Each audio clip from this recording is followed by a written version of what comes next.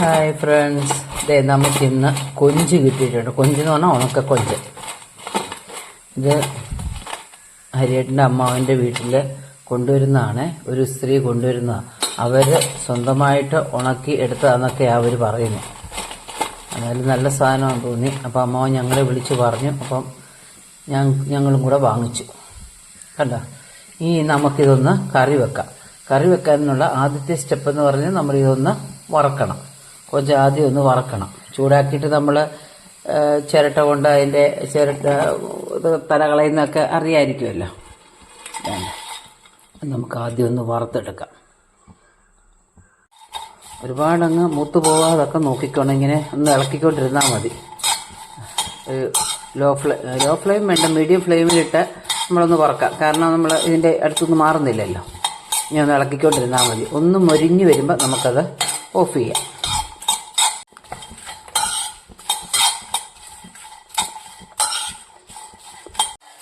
കണ്ടോ, ഒന്ന് നന്നായിട്ട് മൂത്തിട്ടുണ്ട്. ഇത്രയും മതി. നമ്മൾ മുറത്തിലൊരു പേപ്പർ ഇട്ടിട്ട് അതിലേട്ട് നമ്മളിതിങ്ങോട്ട് മൂത്ത ഇത് ഉണക്കക്കൊഞ്ച് അങ്ങോട്ട് ഇടുക. നമ്മൾ ചിരട്ട കൊണ്ട് ഇങ്ങനെ പൊടിക്കണം. അപ്പം അതിൻ്റെ തലയൊക്കെ വേറെയായിട്ട് വരും.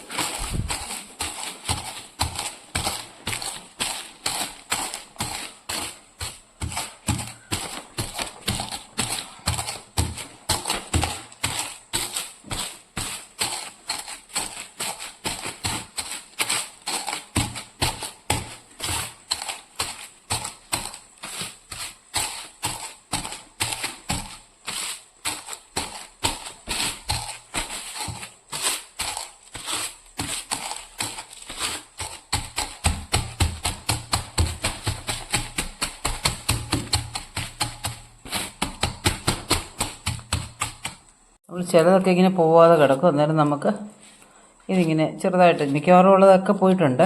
ഇനി നമ്മൾ പോവാത്തതിൻ്റെ ഉണ്ടെങ്കിൽ ആ തല ഇങ്ങനെ അങ്ങ് ആക്കി കളയണം.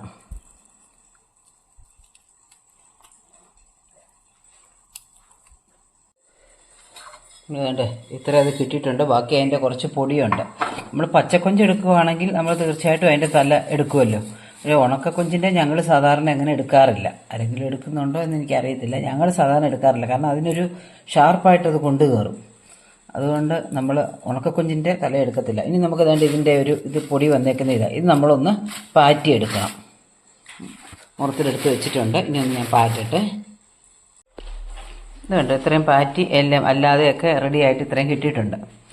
ഇനിയിപ്പം ഇത് നമുക്ക് നന്നായിട്ടൊന്ന് കഴുകി ഒന്ന് വാരണം.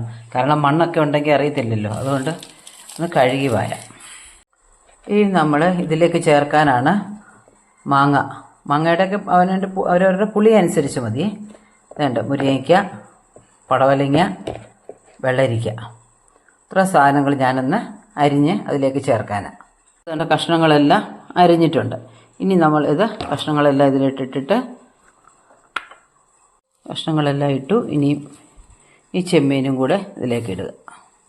എന്നിട്ട് വെള്ളം ഒഴിച്ച് വേവിക്കണം. വെന്തതിന് ശേഷം മാത്രം നമുക്ക് തേങ്ങ ചേർത്താൽ മതി.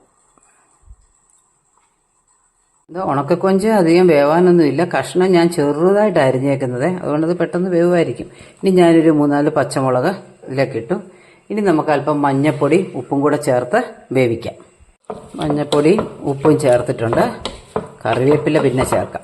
നമ്മൾ നന്നായിട്ടൊന്ന് ഇളക്കിയിട്ട് ഒന്ന് വേവട്ടെ. അടച്ച് വെച്ച് നമുക്കൊന്ന് വേവിക്കാം. ഇത് നന്നായിട്ട് വെന്തിട്ടുണ്ട്. ഇനി നമുക്ക് തേങ്ങ അരയ്ക്കണം. തേങ്ങയ്ക്ക് ഉള്ളി അരയ്ക്കണം. ഇനി ഞാൻ പച്ചമുളക് ഇട്ടിട്ടുള്ളതുകൊണ്ട് ഞാൻ വേറെ പച്ചമുളക് ഇടുന്നില്ല. തേങ്ങയ്ക്കകത്തോട്ട് ഉള്ളി അരയ്ക്കണം. ഞാൻ അരച്ചുകൊണ്ട് വരാമേ. ഒരുമാതിരി നന്നായിട്ട് അരയണം. വെളുത്തിരിക്കാതെ ഒരു ശകലം മഞ്ഞ നിറത്തിയിടാൻ ഞാൻ ശകലം മഞ്ഞപ്പൊടി ഇടുന്നുണ്ട്. ഇത് കണ്ടോ, തേങ്ങ ഇത്രയും അരഞ്ഞിട്ടുണ്ട്. ഇനി നമുക്കിതിലേക്കത് ചേർക്കാം. തേങ്ങ അരച്ച് ചേർത്ത് നന്നായിട്ടൊന്ന് ചൂടാകണം. ഒരു സ്വല്പം ഞാൻ ആ ബൗള് കഴുകി വെള്ളം ഒഴിക്കുന്നുണ്ട്. ഞാനൊരു സ്വല്പം മുളക് പൊടി ചേർത്ത് എനിക്കൊരു ശകലം ചുമന്നിരിക്കണം. അതുകൊണ്ട് ഇനി ഞാൻ തീ ഓഫ് ചെയ്തു. ഇച്ചിരി പച്ച വെളിച്ചെണ്ണ ഒഴിച്ചു. കറിവേപ്പില ഇട്ടു.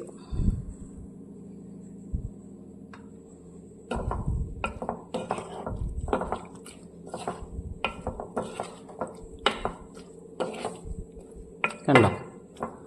കൊഞ്ചിൻ്റെ ഒരു രീതി ഇങ്ങനെയാണ്. നമ്മൾ പിന്നെ കൊഞ്ചും മാങ്ങ, ചേമ്പും കൊഞ്ചും എല്ലാം അങ്ങനെയൊക്കെ പല രീതിയിൽ ഉണ്ടാക്കാറുണ്ട്. കുറച്ച് ചെമ്മീൻ ഞാൻ മാറ്റി വെച്ചിട്ടുണ്ട്.